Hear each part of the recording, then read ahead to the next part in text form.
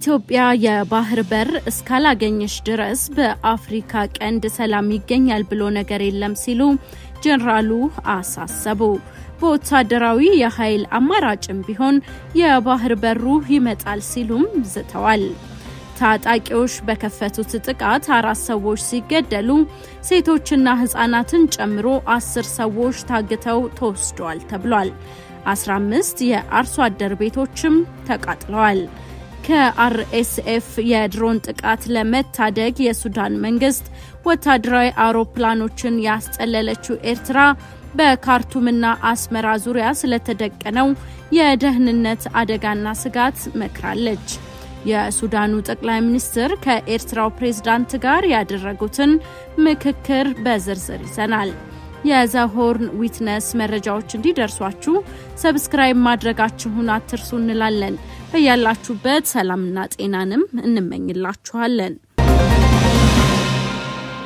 ታጣቂዎች በከፈቱት ጥቃት 4 ሰዎች ሲገደሉ ሴቶችና ህፃናትን ጨምሮ 10 ሰዎች ታግተው ተወስደዋል ተብሏል። 15 የአርሶ አደር ቤቶችም ተቃጥለዋል።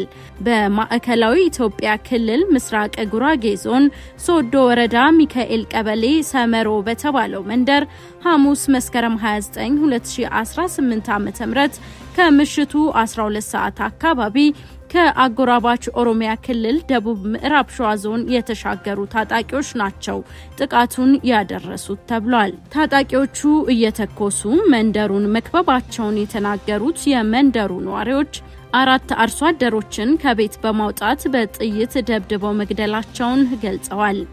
የተቀረው ነዋሪ ተደናግጦ ከመንደሩ በሸሸበት ጊዜ ታጣቂዎቹ 15 የመኖሪያ ጎጆችን በእሳት አቃጥለዋል።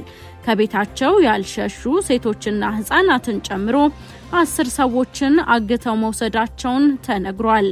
የአራቱን አስክሬን አርብ መስከረም 30 መቅበራቸውን የተናገሩት ነዋሪዎቹ በታጣቂዎቹ ታግተው የተወሰዱ ሰዎች እስካሁን በህይወት ስለመኖራቸውና አለመኖራቸው የሚያውቁት ነገር እንደሌለ አስረድተዋል። የማዕከላዊ ኢትዮጵያ ክልል ከኦሮሚያ ክልል በሚጎራበትባቸው የጉራጌ ዞን አዋሳኝ አካባቢዎች የጸጥታ ጥበቃ የጋራ ስራዎችን በመገምገም ላይ ይገኛሉ ሲል የማዕከላዊ ኢትዮጵያ ክልል የሰላምና ጸጥታ ቢሮ በፌስቡክ ገጹ አስታውቋል። ኢትዮጵያ የባህር በር እስካላገኘች ድረስ በአፍሪካ ቀንድ ሰላም ይገኛል ብሎ ነገር የለም ሲሉ ጀነራሉ አሳሰቡ። በወታደራዊ የኃይል አማራጭም ቢሆን የባህር በሩ ይመጣል ሲሉም ዝተዋል።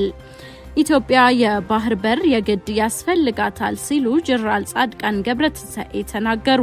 በአሁኑ ወቅት የባህር በር ጉዳይ አጀንዳ ሆኖ መነሳቱና ለዚህ እንስራ መባሉ ትክክል ነው ብለዋል።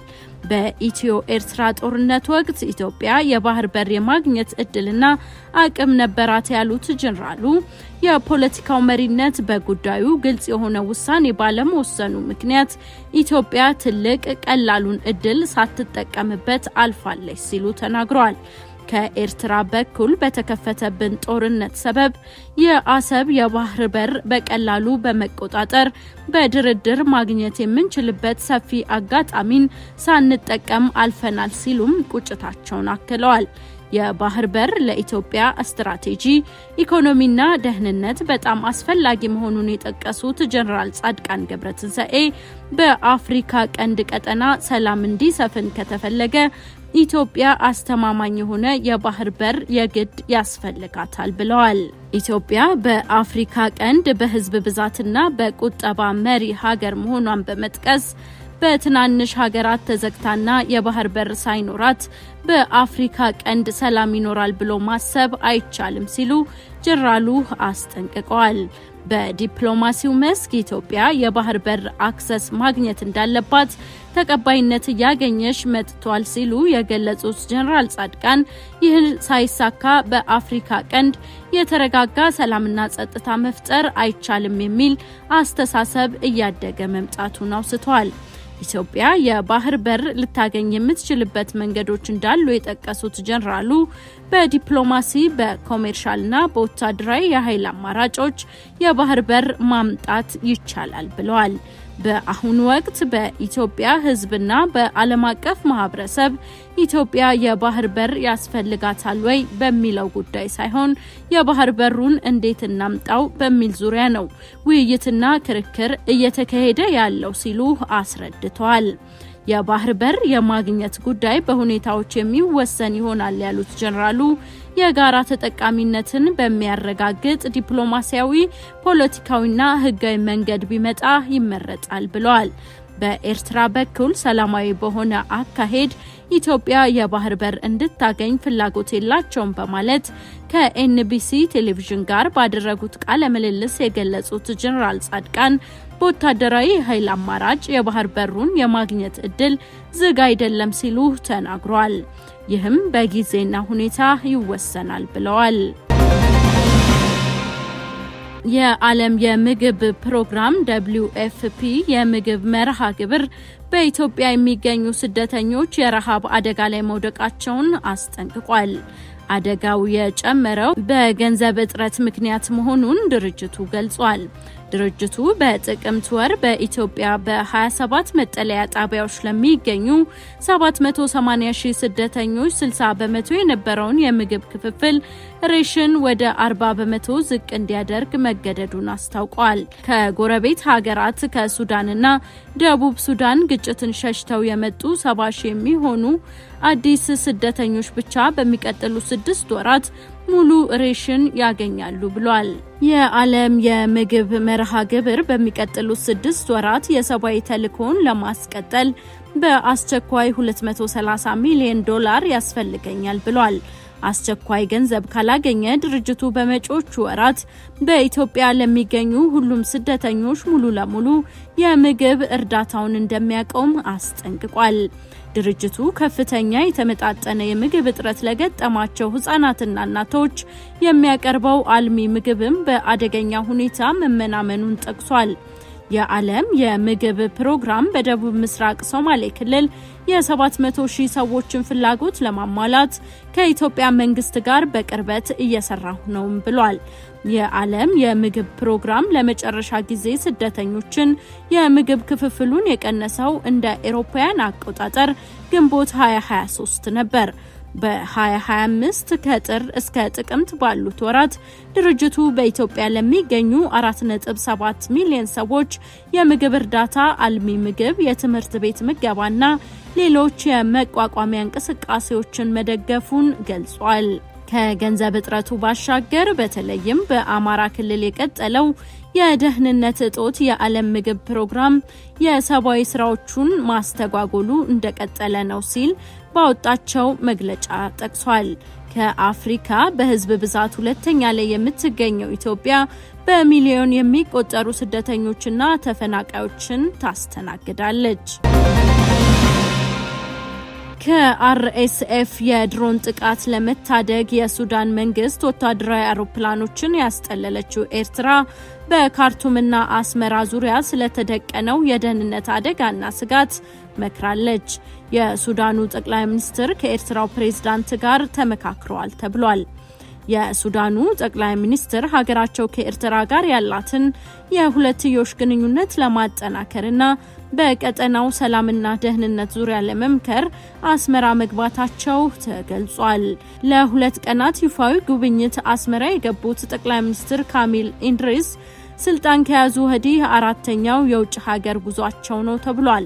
የሱዳን ዜና አገልግሎት ሱና እንደዘገበው ኢድሪስ ሐሙስ መስከረም 29 2018 ምሽት ከኤርትራው ፕሬዝዳንት ኢሳያስ አፈወርቂ ጋር ተገናኝተው መወያየታቸው የተገለጸ ሲሆን የሁለቱ ሀገራት የጋራ ጥቅም ለማስጠበቅና በቀጠናው መረጋጋትን ለማስፈን በጋራ መተባበርና መስራት በሚያስችሉ ጉዳዮች ላይ ተስማምተዋል ተብሏል።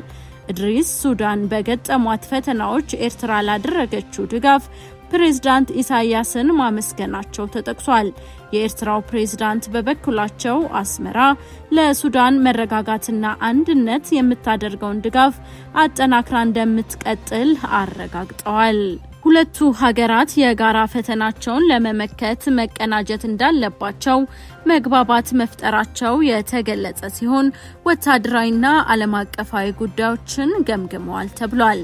የኤርትራ መንግስት አሁን ባለው የሱዳን ግጭት የሱዳን መንግስት ጦርን በመደገፍ ወሳኝ ድርሻ ካላቸው አካላት በቀዳሚነት ይጠቀሳል። ኤርትራ ለሱዳን መንግስት የጦር ኃይሎች የማሰልጠኛ ካምፕ አመቻችታ ከመስጠት ጀምሮ የጦር ድጋፍ ታደርጋለች። በቅርቡ በሱዳን በተካሄደው ሰፊ ጥቃት የሱዳን ወታደራዊ አውሮፕላኖች ከአርኤስኤፍ የድሮን ጥቃቶች ለመጠበቅ አስመራ ገብተው መጠለላቸው ይጠቀሳል። የቬንዙዌላ ታዋቂ ተቃዋሚ ፖለቲከኛ ማሪያ ኮሪና ማቻዶ በሀገራቸው ዲሞክራሲያዊ መብቶች እንዲስፋፋ ላደረጉት ሰላማዊ ፖለቲካዊ ትግል የ2025 የኖቤል ሽልማት ተበርክቶላቸዋል። በቬንዙዌላ ራሳቸውን ደብቀው የሚኖሩት የ58 ዓመቷ መሐንዲስ ማቻዶ በጎርጎሮሳውያኑ 2024 ምርጫ ከፕሬዝዳንት ኒኮላስ ማዱሮ ጋር ለፕሬዝዳንትነት እንዳይወዳደሩ በሀገሪቱ ፍርድ ቤት ታግደው ነበር። ኖርዌይ ኦስሎ የሚገኘው የኖቤል ኮሚቴው ማሪያ ኮሪን ይህንን የኖቤል የሰላም ሽልማት ያገኘችው ለቬንዙዌላ ህዝብ ዲሞክራሲያዊ መብቶችን ለማስፋፋትና እንዲሁም ከፈላጭ ቆራጭ አገዛዝ ወደ ፍትሃዊ ሰላማዊ ዲሞክራሲያዊ ሽግግር ለማምጣት ባደረገችው ያላሰለሰ ጥረት ነው ሲል አርብ መስከረም 30 2018 ሽልማቱን ሲያስረክብ አስታውቋል። ማቻዶን በላቲን አሜሪካ ውስጥ እጅግ አስደናቂ ከሆኑ የሲቪል ጀግንነት ምሳሌዎች መካከል አንዷ ሲል የገለጸው ኮሚቴው በተጨማሪም ማቻዶ በቬንዙዌላ በተከፋፈለው የፖለቲካ ተቃዋሚ ኃይል ውስጥ ቁልፍ የአንድነት መሪ ነበሩ ማለቱን አልጄዚራ ዘግቧል። በሌላ በኩል በአሜሪካ ዛቻና ፉከራ የሚሸበር የቬንዙዌላ ዜጋ የለም ሲሉ የቬንዙዌላው ፕሬዝዳንት ኒኮላስ ማዱሮ የዋሽንግተን አስተዳደርን አስጠነቀቁ። ፕሬዝዳንቱ ይህንን ያሉት በትራምፕ ትዕዛዝ መሰረት በደቡባዊ ካሪቢያን ቀጠና ከፍተኛ የአሜሪካ ወታደራዊ እንቅስቃሴ መጀመሩንና 7 የጦር መርከቦችን በኒኩሌር የሚንቀሳቀስ የባህር ሰርጓጅ መርከብና F-35 ስውር ተዋጊ ጀቶችን ጨምሮ ማሰማራቱን ተከትሎ ነው። ውድ የዛሆርን ዊትነስ ቤተሰቦቻችን ለዛሬ ያዝናቸው መረጃዎች እነዚህን ይመስላሉ። ስለተከታተላችሁን እጅግ አድርገን እናመሰግናለን። በየቀኑ የምንለቃቸው አዳዲስ መረጃዎች እንዲደርሷችሁ ሰብስክራይብ ማድረጋችሁን አትርሱ። ሰላምና ጤና ለእናንተ ይሁን።